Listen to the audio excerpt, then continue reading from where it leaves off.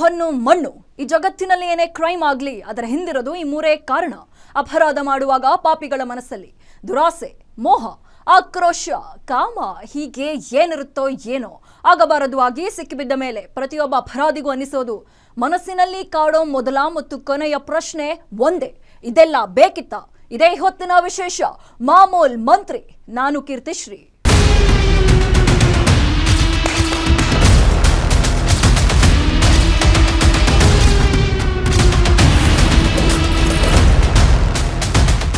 ಅಬಕಾರಿ ಇಲಾಖೆಯಲ್ಲಿ ಬ್ರಹ್ಮಾಂಡ ಭ್ರಷ್ಟಾಚಾರ ನಡೀತಿದೆ ಅನ್ನೋ ಆರೋಪಗಳು ಕಳೆದ ಹಲವು ದಿನಗಳಿಂದಲೂ ಕೇಳಿ ಬರ್ತಿದೆ.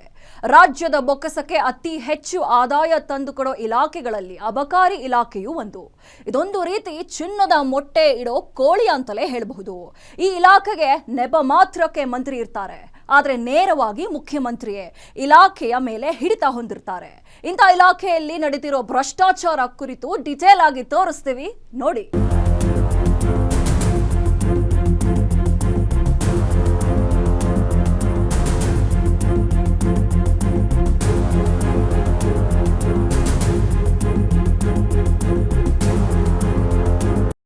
ರಾಜ್ಯದ ಬೊಕ್ಕಸಕ್ಕೆ ಅತಿ ಹೆಚ್ಚು ಆದಾಯ ತಂದುಕೊಡೋ ಇಲಾಖೆಗಳಲ್ಲಿ ಅಬಕಾರಿ ಇಲಾಖೆಯೂ ಒಂದು. ಅಬಕಾರಿ ಇಲಾಖೆಯಿಂದ ಬರೋಬ್ಬರಿ 30,000 ಕೋಟಿ ರೂಪಾಯಿಗೂ ಅಧಿಕ ಆದಾಯ ರಾಜ್ಯದ ಖಜಾನೆಗೆ ಹರಿದು ಬರುತ್ತೆ. ಅಬಕಾರಿ ಇಲಾಖೆ ಅನ್ನೋದು ಚಿನ್ನದ ಮೊಟ್ಟೆ ಇಡೋ ಕೋಳಿಯಂತೆ. ಇಂಥ ಇಲಾಖೆಯ ಮೇಲೆ ಹೆಚ್ಚಿನ ನಿಯಂತ್ರಣ ಮುಖ್ಯಮಂತ್ರಿಗೆ ಇರುತ್ತೆ. ಅಬಕಾರಿ ಸಚಿವರು ನಾಮಕೇವಾಸ್ತೆಗೆ ಮಂತ್ರಿಯಾಗಿರ್ತಾರೆ.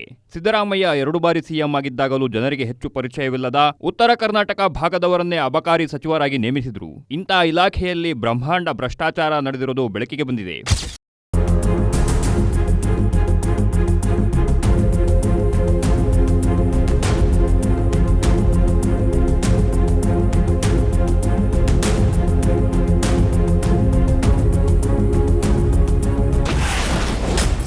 ಲೋಕ ಬಲೆಗೆ ಬಿದ್ದ ಅಬಕಾರಿ ಇಲಾಖೆಯ ಅಧಿಕಾರಿ,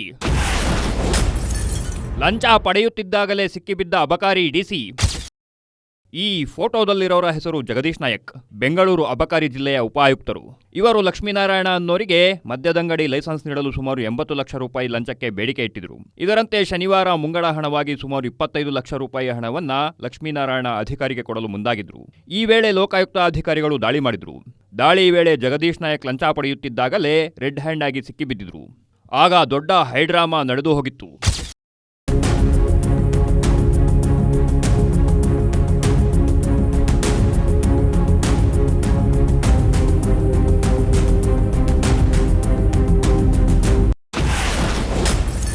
ಅಧಿಕಾರಿ ಬಚಾವ್ ಮಾಡಲು ಓಟ ಕಿತ್ತ ಕಾನ್ಸ್ಟೇಬಲ್,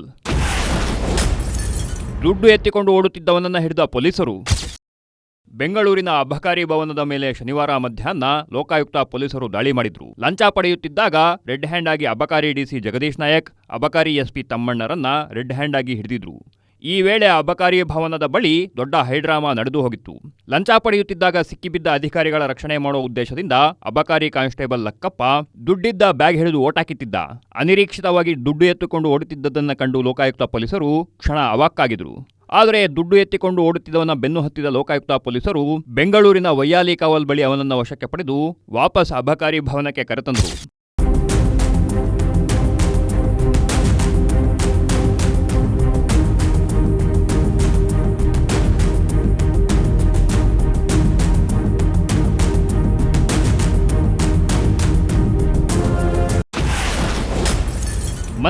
ಮಂತ್ರಿ ಮಗನ ಹೆಸರೇಳಿ ಲಂಚಕ್ಕೆ ಡಿಮ್ಯಾಂಡ್. ಆಡಿಯೋದಲ್ಲಿ ಮಂತ್ರಿ ವಿರುದ್ಧ ಮಾಮೂಲು ಆರೋಪ. ಶನಿವಾರ ಲೋಕಾಯುಕ್ತ ಪೊಲೀಸರು 3 ಸಿಬ್ಬಂದಿಯನ್ನ ರೆಡ್ ಹ್ಯಾಂಡ್ ಆಗಿ ಹಿಡಿದಿದ್ರು. ಈ ಮೂಲಕ ಅಬಕಾರಿ ಇಲಾಖೆಯಲ್ಲಿ ಬ್ರಹ್ಮಾಂಡ ಭ್ರಷ್ಟಾಚಾರ ನಡೀತಿದೆ ಅನ್ನೋದು ಬಯಲಾಗಿತ್ತು. ಇದರ ಬೆನ್ನಲ್ಲೇ ಒಂದು ಆಡಿಯೋ ಕೂಡ ವೈರಲ್ ಆಗಿತ್ತು. ಈ ಆಡಿಯೋ ಬಾಂಬ್ನಲ್ಲಿ ಸಚಿವರ ಹೆಸರಲ್ಲಿ ಅಧಿಕಾರಿಯೊಬ್ಬರು ಲಂಚಕ್ಕೆ ಬೇಡಿಕೆ ಇಟ್ಟಿರೋ ವಿಚಾರ ಬಯಲಾಗಿದೆ. ವಕೀಲ ರಮೇಶ್ ಅನ್ನೋರ ಜೊತೆ ನಡೆಸಿರೋ ಆಡಿಯೋ ಭಾರಿ ಹಲ್ಚಲ್ ಎಬ್ಬಿಸಿದೆ. ಅಲ್ಲದೆ ನಾವು ಕೇಸ್ ಫೈಲ್ ಮಾಡೋಕೆ ಇಂತಿಷ್ಟು ಹಣ ಅನ್ನೋದನ್ನ ಫಿಕ್ಸ್ ಮಾಡಿಬಿಡಿ ಅಂತ ವ್ಯಂಗ್ಯ ಕೂಡ ಮಾಡಿದ್ದಾರೆ. ಆಡಿಯೋದಲ್ಲೇನಿದೆ ಅಂತ ನೀವೇ ಕೇಳಿಸಿಕೊಂಡು ಬಿಡಿ. ರಮೇಶ್ ಈಗ ನಾ ಯಾರನ್ನ ಮೀಟ್ ಮಾಡ್ಬೇಕು? ಹೋಗಿ ಬೆಳಿಗ್ಗೆ ಮಾಡ್ತೀನಿ. ಹೋಗಿ ಮಿನಿಸ್ಟರ್ ಹತ್ರ ಹೋಗ್ರಿ ಸಾಕು. ಮಿನಿಸ್ಟರ್ ಮಗನ ಹೋಗ್ರಿ ಮೀಟ್ ಮಾಡಿ. ಹೋಗಿ ಸರ್ ಪ್ಲೀಸ್. ಯಾರು ಮಿನಿಸ್ಟರ್? ಇಲ್ಲ ಅಂದ್ರೆ ಅವ್ರ ಮಗ, ಅವ್ರ ಹೆಸರು ಆಯ್ತು. ಮಿನಿಸ್ಟರ್ ಮಗ ಇಬ್ರು ಪೈಕಿ ಒಬ್ರು ಮಗನ ಹೆಸರು ಗೊತ್ತಿಲ್ಲ ಅದಕ್ಕೆ. ವಿನಯ್ ಅಂತ. ಓಕೆ, ಅವ್ರೇನ ಹ್ಯಾಂಡಲ್ ಮಾಡ್ತಾರದೆಲ್ಲ?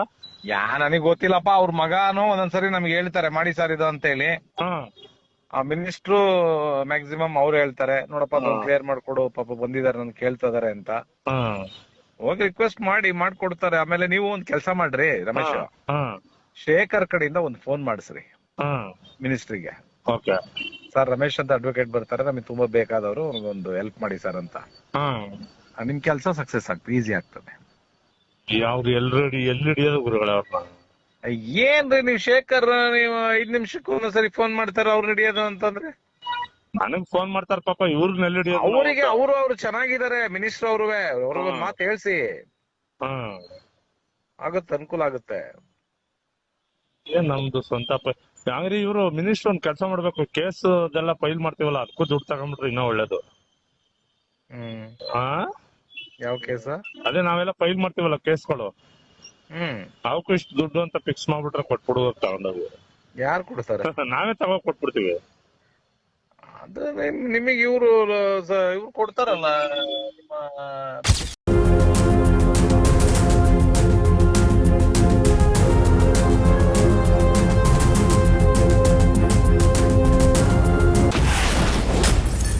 ಸಚಿವ ತಿಮ್ಮಾಪುರ ವಿರುದ್ಧವೂ ಲೋಕಾಗೆ ದೂರು.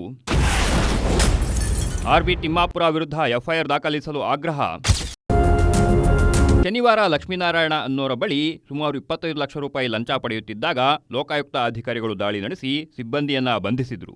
ಈ ಕುರಿತು ಪ್ರತಿಕ್ರಿಯಿಸಿದ ಲಕ್ಷ್ಮೀನಾರಾಯಣ, ಕೇವಲ ಅಧಿಕಾರಿಗಳ ವಿರುದ್ಧ ಕ್ರಮ ಜರುಗಿಸಿದರೆ ಸಾಲದು, ಅಬಕಾರಿ ಸಚಿವ ಆರ್ಬಿ ತಿಮ್ಮಾಪುರ ವಿರುದ್ಧವೂ ಕ್ರಮ ಕೈಗೊಳ್ಳಬೇಕು.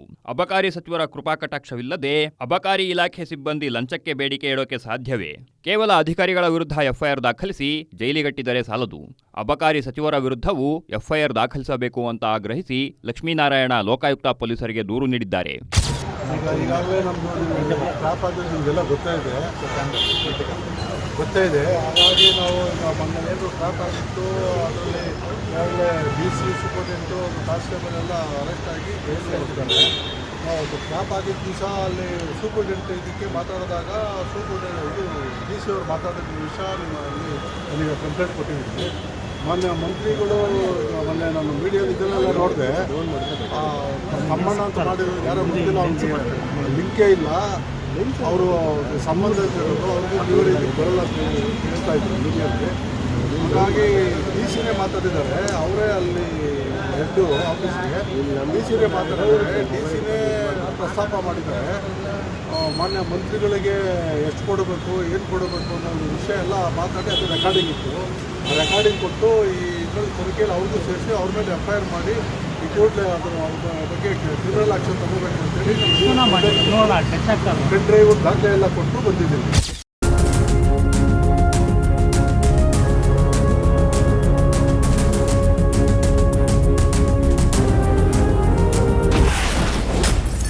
ಪದೇ ಪದೇ ತಿಮ್ಮಾಪುರ ವಿರುದ್ಧ ಭ್ರಷ್ಟಾಚಾರದ ಆರೋಪ. ಆರ್ಬಿ ತಿಮ್ಮಾಪುರ ಮಗನ ಪಾತ್ರದ ಬಗ್ಗೆಯೂ ಆಗ್ತಿದೆ ಸದ್ದು. 2023ರಲ್ಲಿ ರಾಜ್ಯದ ಜನರಿಗೆ ಪಂಚ ಗ್ಯಾರಂಟಿ ಕೊಟ್ಟ ಕಾಂಗ್ರೆಸ್ ಅಧಿಕಾರ ಹಿಡಿಯಿತು. ಕಾಂಗ್ರೆಸ್ ಕೊಟ್ಟಿದ್ದ ಗ್ಯಾರಂಟಿಗಳನ್ನು ಈಡೇರಿಸಲು ಮದ್ಯದ ಮೇಲಿನ ಸುಂಕವನ್ನ ವಿಪರೀತ ಅನ್ನುವಷ್ಟು ಏರಿಸಿದೆ. ಇದರ ಜೊತೆಗೆ ಮದ್ಯದಂಗಡಿಗಳ ಲೈಸೆನ್ಸ್ ಅನ್ನ ಕಳ್ಳೆಪುರಿ ರೀತಿ ಹಂಚುತ್ತಿದೆ. ಆರ್ಬಿ ತಿಮ್ಮಾಪುರ ಅಬಕಾರಿ ಸಚಿವರಾದ ದಿನದಿಂದ ಅವರ ವಿರುದ್ಧ ಆರೋಪಗಳು ಕೇಳಿಬರ್ತಿವೆ. ಮದ್ಯದಂಗಡಿಗಳ ಲೈಸೆನ್ಸ್ ನೀಡುವ ವೇಳೆ ಸಚಿವರಿಗೆ ಮಾಮೂಲು ನೀಡಬೇಕು ಅನ್ನೋ ಆರೋಪ ಕೇಳಿಬಂದಿದೆ. ಕೇವಲ ಆರ್ಬಿ ತಿಮ್ಮಾಪುರ ಮಾತ್ರವೇ ಅಲ್ಲ, ತಿಮ್ಮಾಪುರ ಪುತ್ರ ವಿನಯ್ ತಿಮ್ಮಾಪುರ ವಿರುದ್ಧವೂ ಇಲಾಖೆಯಲ್ಲಿ ಹಸ್ತಕ್ಷೇಪ ಮಾಡುತ್ತಿದ್ದಾರೆ ಅನ್ನೋ ಆರೋಪ ಕೇಳಿಬರ್ತಿದೆ. ಹಿಂದಿನಿಂದಲೂ ಹಲವು ಮದ್ಯದಂಗಡಿ ಮಾಲೀಕರು ತಿಮ್ಮಾಪುರ ಮತ್ತು ಅವರ ಮಗನ ವಿರುದ್ಧ ಆರೋಪ ಮಾಡುತ್ತಲೇ ಬಂದಿದ್ದಾರೆ. ಆದರೆ ತಿಮ್ಮಾಪುರ ಮಾತ್ರ ಅವೆಲ್ಲ ಸುಳ್ಳು ಅಂತ ಆರೋಪಗಳನ್ನು ತಳ್ಳಿಹಾಕುತ್ತಾ ಬಂದಿದ್ದಾರೆ. ಆದರೆ ಈಗ ಆಡಿಯೋ ಬಾಂಬ್ ಸಿಡಿದಿದ್ದು ಸರ್ಕಾರ ಏನು ಕ್ರಮ ಕೈಗೊಳ್ಳುತ್ತೆ ಅಂತ ಕಾದು ನೋಡಬೇಕಿದೆ.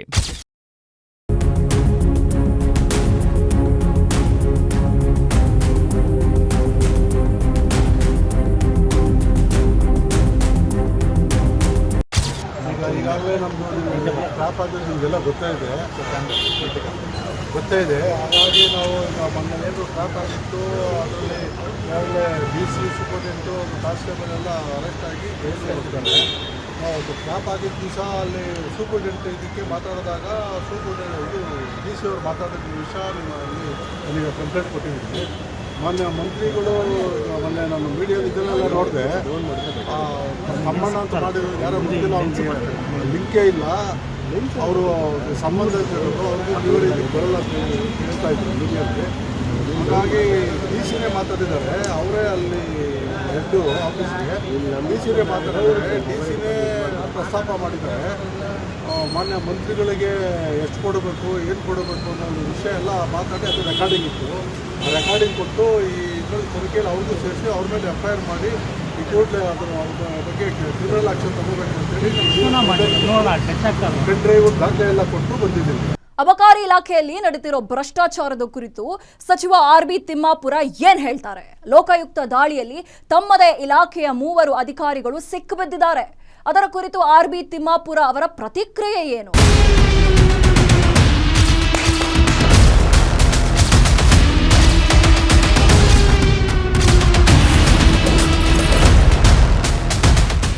ಅಬಕಾರಿ ಇಲಾಖೆಯಲ್ಲಿ ನಡೆದಿರೋ ಭ್ರಷ್ಟಾಚಾರದ ಕುರಿತು RB ತಿಮ್ಮಾಪುರ ಪ್ರತಿಕ್ರಿಯೆ ನೀಡಿದ್ದಾರೆ. ಯಾರೋ ಅಧಿಕಾರಿ ಸಿಕ್ಕು ಬಿದ್ದಿದ್ದಾನೆ, ಅವನು ನನ್ನ ಹೆಸರು ಹೇಳಿದ ಮಾತ್ರಕ್ಕೆ ನಾನು ತಪ್ಪು ಮಾಡಿದ್ದೀನಿ ಅಂತ ಹೇಗೆ ಹೇಳ್ತೀರಾ?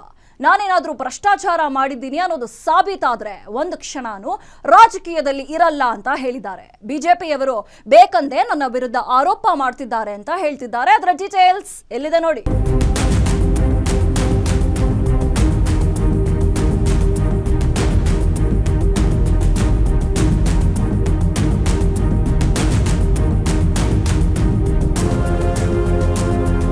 ಅಬಕಾರಿ ಇಲಾಖೆಯಲ್ಲಿ ಬ್ರಹ್ಮಾಂಡ ಭ್ರಷ್ಟಾಚಾರದ ಆರೋಪ ಕೇಳಿಬಂದಿದೆ. ಮದ್ಯದಂಗಡಿಗಳ ಲೈಸೆನ್ಸ್ ನೀಡಲು, ಪರವಾನಗಿ ನವೀಕರಣ ಮಾಡಲು ಲಂಚಕ್ಕೆ ಬೇಡಿಕೆ ಇಡುತ್ತಿದ್ದಾರೆ ಅನ್ನೋ ಗಂಭೀರ ಆರೋಪ ಕೇಳಿಬಂದಿದೆ. ಅಲ್ಲದೆ ಅಬಕಾರಿ ಸಚಿವ RB ತಿಮ್ಮಾಪುರ ಅವರ ಮಗನ ವಿರುದ್ಧ ಬಾರ್ ಓನರ್ಗಳು ಆರೋಪಗಳ ಸುರಿಮಳೆಯನ್ನೇ ಸುರಿಸಿದ್ದಾರೆ.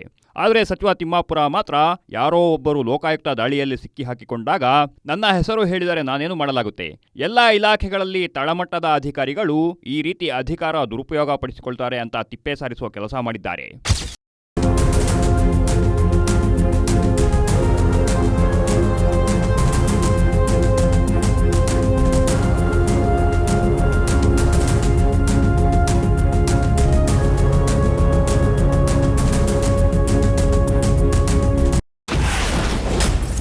ಯಾವುದೇ ತನಿಖೆಗೆ ಬೇಕಾದರೂ ಸಿದ್ಧ ಎಂದ ಸಚಿವ, ನಾನು ಫೈಲ್ಗೆ ಸಹಿ ಮಾಡಲ್ಲ, ನನಗೆ ಸಂಬಂಧವಿಲ್ಲ. ಶನಿವಾರ ನಡೆದ ಲೋಕಾಯುಕ್ತ ದಾಳಿಯ ಬೆನ್ನಲ್ಲೇ ಅಬಕಾರಿ ಇಲಾಖೆಯ ಅಧಿಕಾರಿಗಳ ಆಡಿಯೋ ವೈರಲ್ ಆಗಿತ್ತು. ಈ ಕುರಿತು ಬಾಗಲಕೋಟೆಯಲ್ಲಿ ಪ್ರತಿಕ್ರಿಯೆ ನೀಡಿರುವ ಸಚಿವ RB ತಿಮ್ಮಾಪುರ, ಯಾವುದೇ ತನಿಖೆಗೆ ಬೇಕಾದರೂ ಸಿದ್ಧನಿದ್ದೇನೆ, ನಾನು ಯಾವುದೇ ತಪ್ಪು ಮಾಡಿಲ್ಲ, ಅವರ ವಿಚಾರಣೆ ನಡೆಯಲಿ, ನನಗೆ ಯಾವ ಭಯವೂ ಇಲ್ಲ, ನಾನು ಯಾವುದೇ ಫೈಲ್ಗೂ ಸಹಿ ಮಾಡಿಲ್ಲ, ಆ ಅಧಿಕಾರವೂ ನನಗೆ ಇಲ್ಲ ಅಂತ ಸ್ಪಷ್ಟನೆ ನೀಡಿದ್ದಾರೆ. ಅವರಿಗೆ ನಾವು ಎನ್ಕ್ವೈರಿ ಮಾಡೋಣ, ಏನು ತಪ್ಪಿದೆ? ಅಂತ ತನಿಖೆ ಆಗಲಿ ನಡ್ರಿ, ನಾವು ನೋ ಕನ್ಸರ್ನ್ ನಥಿಂಗ್. ನನಗೆ ಆ ಫೈಲ್ ಬರಲ್ಲ, ತಿಮ್ಮಾಪುರ ಅದಕ್ಕೆ ಸೈನ್ ಮಾಡೋದಿಲ್ಲ. ಇದು ಅಧಿಕಾರಿಗಳ ಲೆವೆಲ್ದಲ್ಲಿನೇ ಪರ್ಮಿಷನ್ ಕೊಡ್ತಾರೆ.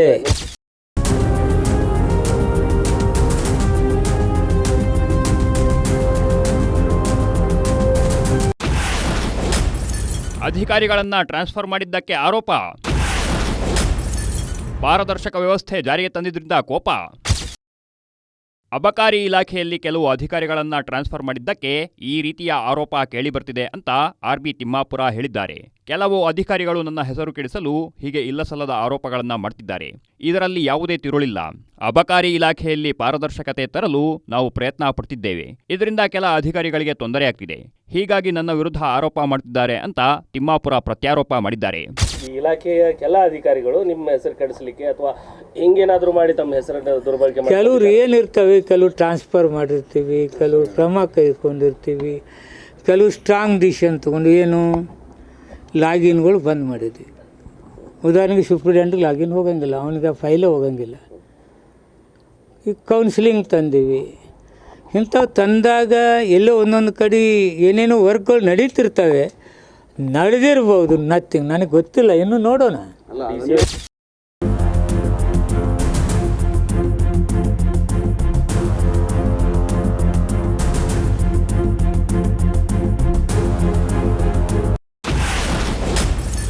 ರಾಜಕೀಯ ಕಾರಣಕ್ಕಾಗಿ ಬಿಜೆಪಿಯ ಆರೋಪ,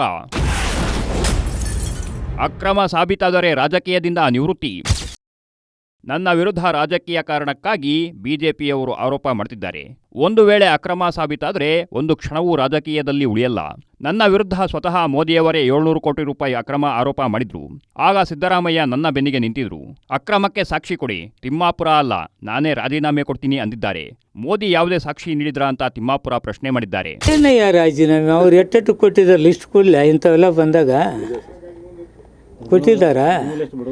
ಪ್ರೂವ್ ಆದ್ರೆ ಒಂದು ಕ್ಷಣ ರಾಜಕಾರಣದಾಗ ಇರೋದಿಲ್ಲ ನಾನು. ಮೋದಿ ಸಾಹೇಬ್ರು 700 ಕೋಟಿ ಅಂದ್ರಲ್ಲ, CM ಏನು ಹೇಳಿದರು?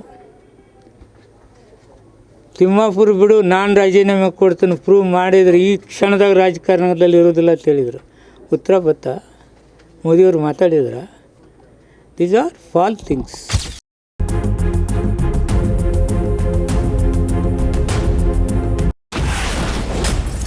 ತಮ್ಮಣ್ಣ ಯಾರೆಂದು ನನಗೆ ಗೊತ್ತಿಲ್ಲ ಎಂದ ಸಚಿವ.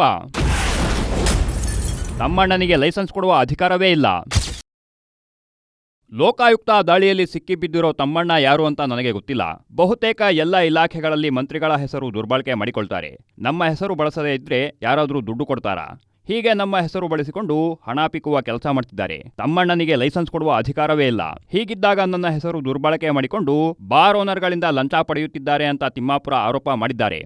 ಇವು ಆವಾಗ ಕೆಲವು ಇಲಾಖೆಗಳಲ್ಲಿ ಅಧಿಕಾರಿಗಳು ಕೆಳ ಹಂತದವರು ಮೇಲಂತದವರು ಮಾಡ್ತಾ ಇರ್ತಾರೆ. ಲೋಕಾಯುಕ್ತರು ಕೈಯಾಗಿ ಸಿಗ್ತಿರ್ತಾರೆ. ಆ ಸಿಕ್ಕಾಗ ಯಾರ್ಯಾರ ಹೆಸರನ್ನು ದುರ್ಬಳಕೆ ಮಾಡ್ಕೋತಾರೆ. ಆ ದುರ್ಬಳಕೆ ಮಾಡಿಕೊಂಡ್ರೆ ಮಾತ್ರ ದುಡ್ಡು ಬರುತ್ತೆ.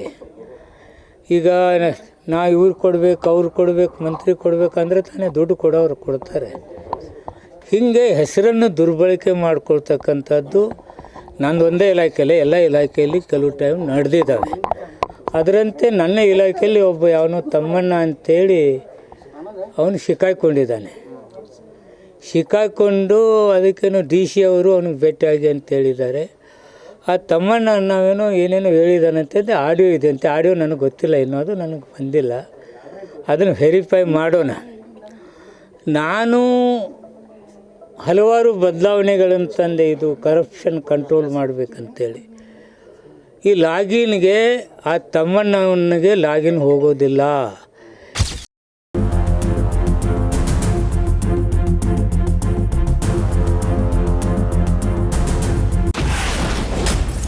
ತಮ್ಮಣ್ಣ ಗೊತ್ತಿಲ್ಲ ಎಂದವರಿಗೆ ದೂರುದಾರ ತಿರುಗೇಟು.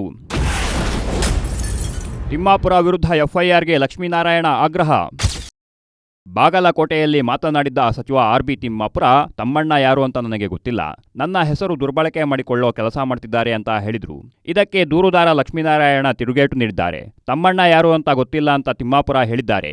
ಅಬಕಾರಿ ಇಲಾಖೆಯಲ್ಲಿ ಯಾರ್ಯಾರಿಗೆ ಎಷ್ಟು ಹಣ ಹೋಗುತ್ತೆ ಅನ್ನೋದು ಇಡೀ ಜಗತ್ತಿಗೆ ಗೊತ್ತಿದೆ. ತಮ್ಮಣ್ಣ ಗೊತ್ತಿಲ್ಲ ಅಂತಿರೋ ಸಚಿವ ತಿಮ್ಮಾಪುರ ವಿರುದ್ಧವೂ FIR ದಾಖಲಿಸಿ ಅಂತ ಲೋಕಾಯುಕ್ತಕ್ಕೆ ದಾಖಲೆ ಸಮೇತ ದೂರು ನೀಡಿದ್ದಾರೆ. ತಿಮ್ಮಾಪುರ ಸಾಹೇಬ್ ಹೇಳ್ತಾ ಇದ್ರು ತಮ್ಮ ಗೊತ್ತಿಲ್ಲ ಅಂತ. ಈಗ ಜಗನ್ನಾಥ್ ನಾಯಕ್ ಅವ್ರು ಮಾತಾಡೋದೇ ಕೊಟ್ಟಿದ್ದೀವಿ ಅವ್ರಿಗೆ. ಹೀಗಾಗಿ ಅವರು ಅಟ್ರಾಕ್ಟ್ ಆಗ್ತಾರೆ. ಈ ಒಂದು ಮೇಜರ್ ಅಮೌಂಟು ಬ್ಯೂರಿ ಆಗಿರೋದ್ರಿಂದ ಅವ್ರಿಗೆ ಮೇಜರ್ ಅಮೌಂಟ್ ಕೊಡಬೇಕಾಗುತ್ತೆ. ಇಲ್ಲ ನೀವು ಮಾತಾಡ್ತೀರಾ ಏನು ಅಂತೇಳಿ ನನ್ನ ಹತ್ರ ಪ್ರಸ್ತಾಪ ಮಾಡ್ತಾರೆ ಅವರು. ಅದನ್ನು ಏನು ದುನಿಸುಳ್ಳಿ ಇತ್ತು ಅದನ್ನು ಅವ್ರಿಗೆಲ್ಲ ಕೊಟ್ಟು ಬಂದಿದ್ದೀನಿ. ಈ ಥರ 1.5 ಕೋಟಿ ಇದಾಗುತ್ತೆ, ನಿಮ್ಗಾದ್ರೆ 1.20ಕ್ಕೆ ಮಾಡಿಸ್ತೀನಿ ಅಂತ ಹೇಳ್ತಾರೆ ಅವರು. DC ಅವರು ಜಗದೀಶ್ ನಾಯಕ್ ಅವರು ಹೇಳಿದ್ರು. ಅವ್ರು ತಮ್ಮಣ್ಣ ಮಾತಾಡಿದ್ರೆ ನನಗೂ ಯಾರು ಗೊತ್ತಿಲ್ಲ, ಅವ್ರು ಯಾರೋ ಗೊತ್ತಿಲ್ಲ ಅಂತ ಹೇಳ್ತಾ ಇದ್ರು. ಹಂಗಾಗಿ ಮಂತ್ರಿಗಳು ಇದು ಯಾರ್ಯಾರಿಗೆಲ್ಲ ಎಷ್ಟೆಷ್ಟು ಪಾಲು ಹೋಗ್ತಿದೆ ಅಂತ ಎಲ್ಲ ಜಗತ್ ಜಾಹೀರಾಗಿದೆ.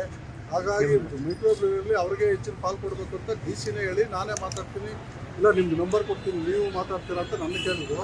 ಇಲ್ಲ ಸರ್ ನಾನು ಆಮೇಲೆ ಮಾತಾಡ್ತೀನಿ, ನೀವು ಫಸ್ಟ್ ಮಾತಾಡಿ ಅಂತ ಹೇಳಿದ್ಮೇಲೆ ಅವರು ಹೌದು 1.20ಕ್ಕಾದರೂ ನಾನು ಮಾತಾಡಿ ನಿಮಗೆ ಕಮ್ಮಿ ಮಾಡ್ತೀನಿ ಅಂತೇಳಿ ಮಾತಾಡಿರೋದನ್ನ ಇದ್ದು. ಈಗ ಮಂತ್ರಿಗಳು ಅದ್ರ ಅಟ್ರಾಕ್ಟ್ ಆಗೋದ್ರಿಂದ ಅವ್ರ ಮೇಲೆ ಈ ಕೂಡಲೇ FIR ಮಾಡಿ ಅವ್ರ ಮೇಲೆ ಕ್ರಿಮಿನಲ್ ಆ್ಯಕ್ಷನ್ ಮಾಡಬೇಕು ಅಂತೇಳಿ ನಾನು SP ಅವ್ರಿಗೆ, ಸೂಪರಿಂಟೆಂಡೆಂಟ್ ಅವ್ರಿಗೆ ದೂರು ಕೊಟ್ಟಿದ್ದೀನಿ.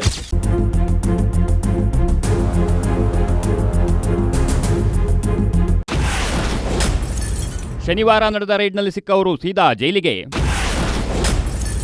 ಮೂವರಿಗೂ ನ್ಯಾಯಾಂಗ ಬಂಧನ ವಿಧಿಸಿದ ಕೋರ್ಟ್. ಶನಿವಾರ ಅಬಕಾರಿ ಭವನದ ಮೇಲೆ ಲೋಕಾಯುಕ್ತ ಪೊಲೀಸರು ದಾಳಿ ನಡೆಸಿದರು. ಈ ವೇಳೆ ಅಬಕಾರಿ DC Jagadish Nayak, SP Thammanna, constable Lakkappa ಲೋಕ ಪೊಲೀಸರ ಬಲೆಗೆ ಬಿದ್ದಿದ್ರು. ಲೋಕಾಯುಕ್ತ ಪೊಲೀಸರು ಮೂವರನ್ನ ವಿಚಾರಣೆ ನಡೆಸಿ ಬಳಿಕ ನ್ಯಾಯಾಲಯಕ್ಕೆ ಹಾಜರುಪಡಿಸಿದರು. ಕೋರ್ಟ್ ಎದುರು ಹಾಜರಾಗಿದ್ದ ಮೂವರಿಗೂ ನ್ಯಾಯಾಲಯ ನ್ಯಾಯಾಂಗ ಬಂಧನ ವಿಧಿಸಿ ಆದೇಶ ಮಾಡಿದೆ. ಹೀಗಾಗಿ ಲೋಕಾಯುಕ್ತ ರೇಡ್ನಲ್ಲಿ ಸಿಕ್ಕಿಬಿದ್ದವರು ಪರಪ್ಪನ ಅಗ್ರಹಾರ ಜೈಲಿನಲ್ಲಿ ಮುದ್ದೆ ಉಣ್ಣುವಂತೆ ಆಗಿದೆ. ಇದರ ನಡುವೆ ಅಬಕಾರಿ ಸಚಿವ ಆರ್.ಬಿ. ತಿಮ್ಮಾಪುರ ವಿರುದ್ಧ ಎಫ್ಐಆರ್ ಆಗಬೇಕು ಅಂತ ದೂರುದಾರ ಲಕ್ಷ್ಮೀನಾರಾಯಣ ಪಟ್ಟು ಹಿಡಿದಿದ್ದಾರೆ. ಹೀಗಾಗಿ ಸಚಿವರ ವಿರುದ್ಧ ಎಫ್ಐಆರ್ ದಾಖಲಾಗುತ್ತಾ ಇಲ್ವಾ ಅನ್ನೋ ಪ್ರಶ್ನೆ ಎದ್ದಿದೆ.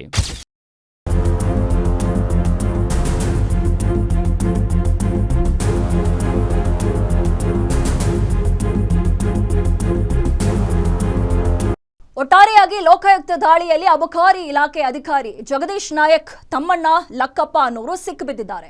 ಮದ್ಯದಂಗಡಿ ಲೈಸೆನ್ಸ್ ನೀಡಲು ಲಂಚಕ್ಕೆ ಬೇಡಿಕೆ ಇಟ್ಟು ಲಂಚ ಪಡೆಯುವಾಗ ರೆಡ್ ಹ್ಯಾಂಡ್ ಆಗಿ ಸಿಕ್ಕಿಬಿದ್ದಾರೆ.